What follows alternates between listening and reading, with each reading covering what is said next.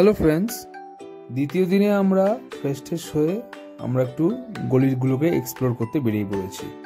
তো এখান থেকে আমাদের আগেই বলেছিলাম যে নারদঘাটটা খুবই কাছে, সেই উদ্দেশ্যে আমরা আস্তে আস্তে রওনা দিচ্ছি। প্রচণ্ড ক্লান্ত হয়ে যাওয়ার পর ভালো করে স্নান টান করে একটু রেস্ট নিয়ে তারপর আরামসে ধীরে সুস্থে বেরোচ্ছি একটা সুন্দর একটা ওয়াকিং নিয়ে। আশপাশটায় হোস্টেল বলুন, ছোটোখাটো হোটেল বলুন বা রিসোর্ট জাতীয় কিছু তেমন না থাকলেও কিন্তু ভালো জায়গা এখানে কিন্তু পাওয়া যায়। আর পাশেই যেহেতু গঙ্গা, তাই মনটা সারাক্ষণই কিন্তু খুব সতেজ থাকে। আর গলিগুলো মোটামুটি তুলনামূলক অনেক পরিষ্কার পরিচ্ছন্ন রয়েছে। এই আমরা এখন নারদঘাট দিয়ে নেমে যাচ্ছি টোটাল সোজা নিচে। এখানে লোকের আনাগোনা তো রয়েই গেছে, আর সকাল হতে না হতেই প্রচণ্ড ভিড়। কেউ গঙ্গা স্নান করছে, কেউ ফটো তুলছে, কেউ বিভিন্ন রকম পুজো আর্চার কাজ করছে, কিছু মিলে একটা দুর্দান্ত অবস্থা। আর নৌকোগুলোকে দেখতে পাচ্ছেন তো, লোকারণ্য পুরো একদম ভর্তি সব নৌকা এদিক থেকে ওদিকে প্রায় বয়ে চলেছে। তা আমরা সময় নষ্ট না করে এই পরিস্থিতিটার পুরো উপভোগ করার জন্য এগিয়ে গেছি। সকাল সকাল এই রোদের আমেজ, হালকা হালকা ঠান্ডা, মৃদুমন্দ বাতাস, সব কিছু মিলিয়ে যেন পরিবেশটাকে আরো বেশি মনোরম করে তুলছে। বিভিন্ন লোকের আনাগোনা এই কুম্ভকে উদ্দেশ্য করে এবং এই প্রয়াগরাজকে উদ্দেশ্য করে এসে চলেছে। এখানে বলে রাখি, ভারতীয় ছাড়া বিভিন্ন রকম বিদেশি পর্যটকও পর্যন্ত এখানে এসে ভিড় করে রয়েছে। আর আমরা যেখানে ছিলাম সেখানে আশেপাশে সব হোস্টেলে ম্যাক্সিমাম সব বিদেশি পর্যটক ভরা। কেউ হোস্টেলে থাকছে, কেউ হয়তো রুম পার্টনার করে রয়েছে, সব কিছু এইভাবেই রয়েছে, সবাই শেয়ারে রয়েছে। কারণ এখানে প্রচণ্ড রাশ, একটা রুমও খালি থাকে না আর কি, এখানে নেই আর কি। সবাই কিন্তু অ্যাডজাস্ট করে এদিক ওদিক করে ঠিক ম্যানেজ করে রয়েছে। আমরা একটু ফটো তুলে নিচ্ছি সকালের আমেজটা, রোদটা গায়ে মেখে। যার দিকটা দেখতেই পাচ্ছেন খুবই সুন্দর। এখান থেকে আস্তে আস্তে অন্য ঘাটের দিকে এগোচ্ছি আমরা।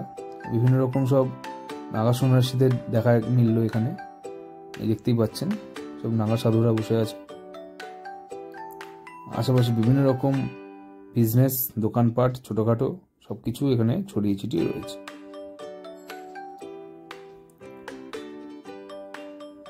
সকালের এই আমেজটা এর কোনো তুলনা নেই। এক এক সময় এক এক রকম পরিস্থিতি এখানে রয়েছে, কোনোটার সাথে কোনোটা কোনো তুলনা চলে না, কিন্তু প্রত্যেকটাই কিন্তু এক অভূতপূর্ব অনুভূতি সবাইকে প্রদান করছে। দুর্দান্ত এক্সপিরিয়েন্স।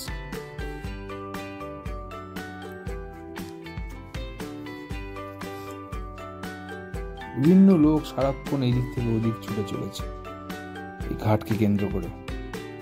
যেহেতু শিবরাত্রির সময়, এখানে ভিড়টা যেন আরো বেশি প্রকট হয়ে দেখা দিচ্ছে সব জায়গায়। দেখতেই পাচ্ছেন নাগা সাধুদের আশীর্বাদ নিচ্ছেন একজন ভদ্রমহিলা, এবং করে অনেকেই কিন্তু এখানে এসে ওনাদের আশীর্বাদ নিচ্ছে। যাই হোক, আমরা ওই মঙ্গল আরতি ঘাট যেটা, সেই দিকে এগিয়ে চলেছি। সেখান থেকে দশাশ্বমেধ ঘাটে আমরা পৌঁছবো। এত লোক যে এক পা ফেলেই কিন্তু এগোতে হচ্ছে, খুব তাড়াতাড়ি কিন্তু এগোনো যাচ্ছে না। তবে বলে রাখি, এই সময় কিন্তু মঙ্গল আরতি বা সন্ধ্যা আরতি ঘাটের কোনো আরতি এখানে কিন্তু হয়নি, কারণ এত ভিড় সেটা সামাল দিতেই ওদের কিন্তু প্রায় কালঘাম ছুটে গেছিল। অতএব প্রশাসনের ব্যবস্থা যেটা, সেটা খুবই ভালো ছিল। তাই অনেক কিছু রেগুলার বেসিসে যে কাজগুলো বা অনুষ্ঠানগুলো, সেগুলো কিন্তু বন্ধ রাখা হয়েছিল।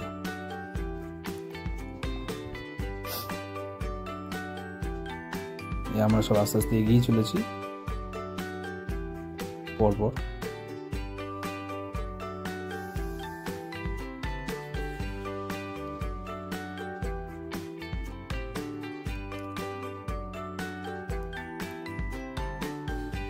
দেখতেই পাচ্ছেন সিঁড়িতে একদম লোকারণ্য, এক পা ফেলেই কিন্তু এগোতে হচ্ছে বা নামতে হচ্ছে।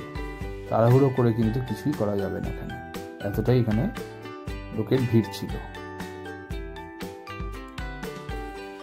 তবে সিস্টেমটা কি, একদিক থেকে ওঠা একদিক থেকে নামা হওয়াতে কোন দিক দিয়ে কোনো অসুবিধা হয়নি। এই আমরা চলে আসলাম একটা মালাইয়ের দোকানে। এই মালাইটা খুব স্পেশালি বানানো হয়, যেটা এখানে শীতকালে একমাত্র পাওয়া যায়। দুধ থেকে সেই শটটাকে আলাদা করে সেটাকে ভালো করে ফেটিয়ে সেটার থেকে আস্তে আস্তে ক্রিমটা বার করে নিয়ে কিন্তু এই মালাইটা তৈরি করা হয়। এটা ওই বছরে এই 3 মাসই পাওয়া যায়, তার বেশি আর পাওয়া যায় না। গরম পড়ে গেলে কিন্তু এটা আর পাওয়া যাবে না। এটা খুবই হালকা হয়, দেখে মনে হচ্ছে বিশাল ভারী, অনেকটা ভরা, কিন্তু টোটালটা কিন্তু এটা স্কাম, মানে একটা জাস্ট একটা লেয়ারের মতন।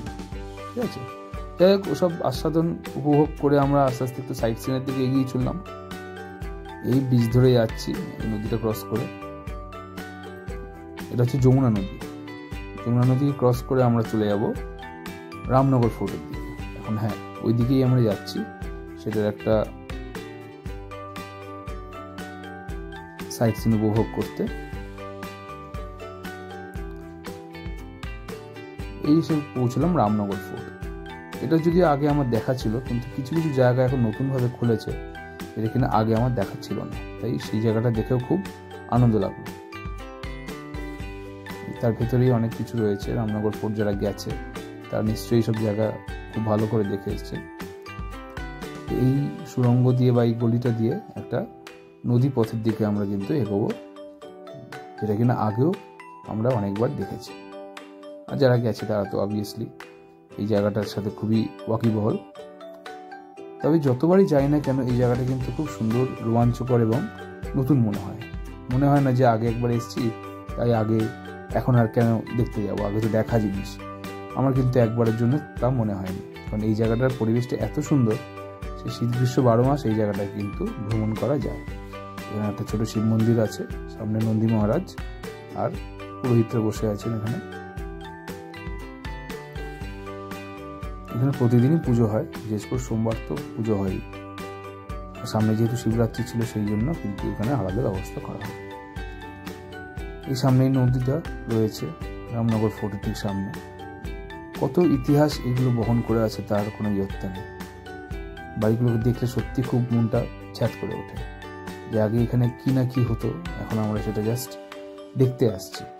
কত ইতিহাস, কত কিছু কাহিনী এরা সব ধারণ করে রেখে দিয়েছে এর মধ্যে।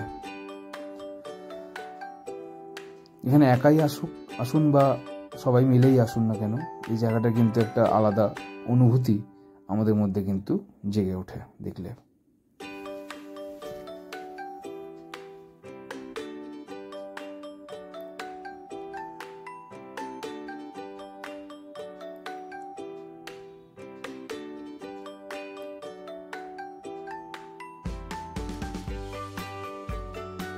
জায়গাটা একবার আসলে মনে হয় না এখান থেকে চলে যাই, মনে হয় যেন এখানেই থেকে যাই বা অনেকক্ষণ সময়টা এখানে কাটাই, এতটাই মনোরম দৃশ্য এখানে রয়েছে।